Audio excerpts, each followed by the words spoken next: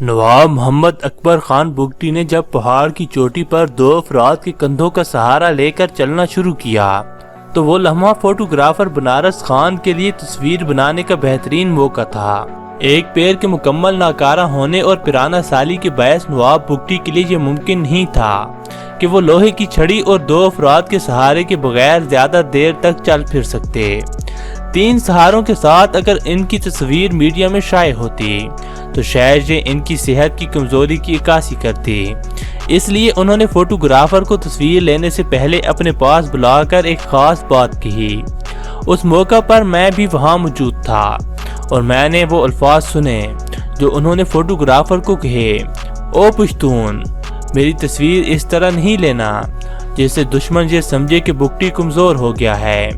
آج سے ٹھیک 15 برس قبل ایک فوجی آپریشن میں مارے جانے سے بہت پہلے ڈیرہ بگٹی میں صحافیوں سے بات چیت اور انٹرویو کے دوران اکبر بگٹی اس بات کا برملا اظہار کرتے رہے کہ انہیں اور نواب خیر بخش مری کے صاحبزادے نواب زادہ بلاٹ مری کو مارنے کا فیصلہ ہو گیا ہے۔ وہ یہ کہتے رہے کہ اگر انہوں نے مجھے مارنے کا فیصلہ کیا ہے تو یہ ان کا فیصلہ ہے، لیکن میں کس طرح مارا جاؤں گا یہ فیصلہ ان کا نہیں ہو سکتا،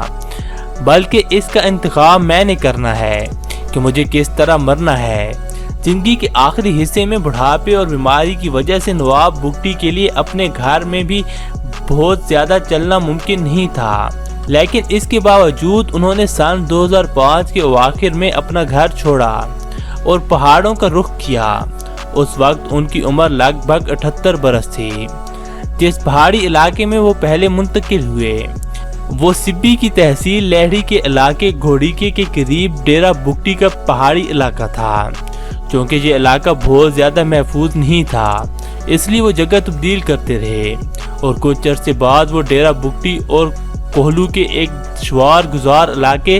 تراتانی منتقل ہو گئے، جہاں وہ 26 اگست 2006 کو آپریشن کے دوران اپنے متعدد ساتھیوں سمیت مارے گئے۔